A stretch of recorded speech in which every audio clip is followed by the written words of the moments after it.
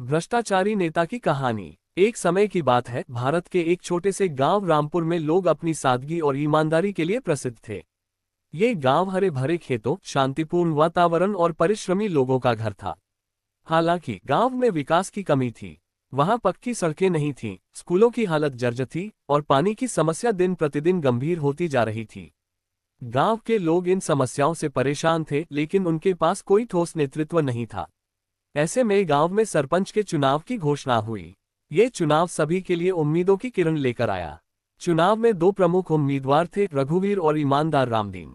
रघुवीर एक शहरी आदमी था, जिसकी पहचान उसके ठाट बाट और आकर्षक भाषणों के लिए थी। वहीं रामदीन गांव का ही एक सामान्य किसान था, जो सीधा साधा और परिश्रमी था।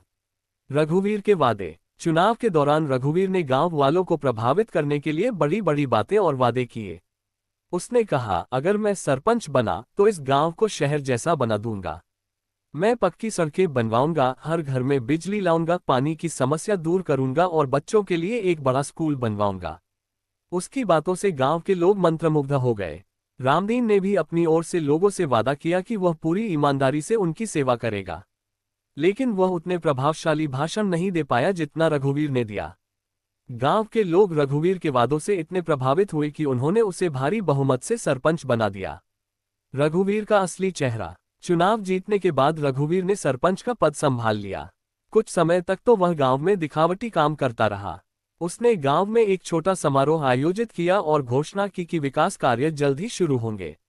लेकिन धीरे धीरे उसका असली चेहरा सामने आने लगा। सरकारी फंड जो गांव के विकास के लिए आया था, रघुवीर ने अपने निजी फायदे के लिए इस्तेमाल करना शुरू कर दिया। सड़क निर्माण के लिए आए पैसे से उसने सिर्फ थोड़ी सी सड़क बनवाए और बाकी पैसा अपने घर के ऐशो आराम पर खर्च कर दिया। स्कूल के निर्माण के लिए सिर्फ नींव डाली गई और काम अधूरा छोड़ दिया गया। पानी की समस्या के समाधान के लिए जो योजनाएं बनाई गई थीं, वे केवल कागजों पर ही रह गईं। गांव वालों की नाराजगी। शुरुआत में गांव वालों को लगा कि काम धीरे धीरे हो रहा है, लेकिन जैसे जैसे समय बीतता गया, उन्हें समझ में आने लगा कि रघुवीर ने उनके साथ धोखा किया है। गांव में कोई भी वादा पूरा नहीं हुआ। लोग अब उसकी कारगुजारियों को लेकर चर्चा करने लगे। गांव के कुछ बुजुर्ग और युवाओं ने मिलकर रघुवीर की गतिविधियों की गहराई से जांच की। उन्होंने पाया कि विकास कार्यों के लिए आया हुआ फंड रघुवीर ने अपने बैंक खाते में ट्रांसफर कर लिया था। उसकी आलीशान जीवनशैली और दिखावे की चीजें भी इसी भ्रष्टाचार का नतीजा थीं।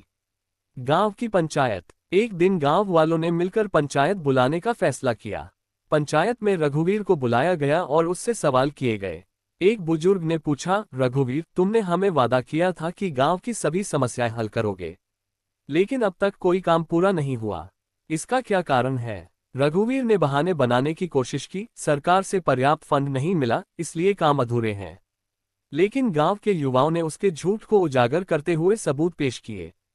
उन्होंने बैंक खातों की जानकारी और अधूरे विकास कार्यों की तस्वीरें पंचायत में दिखाईं। भ्रष्टाचार का पर्दाफाश। रघुवीर की पोल खुलते ही पंचायत में हंगामा मच गया।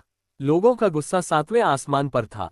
उन्होंने फैसला किया कि रघुवीर को सरपंच पद से हटा दिया जाए। उसकी संपत्ति की जांच के लिए सरकारी अधिकारियों को बुलाया गया। रघुवीर को भ्रष्टाचार के आरोप में गिरफ्तार कर लिया गया। रामदीन की वापसी। गांव वालों ने रघुवीर की जगह रामदीन को सरपंच चुना। रामदीन ने अपने वादे पूरे करने शुरू किए। उसने अपने सीमित संसाधनों का सही उपयोग किया।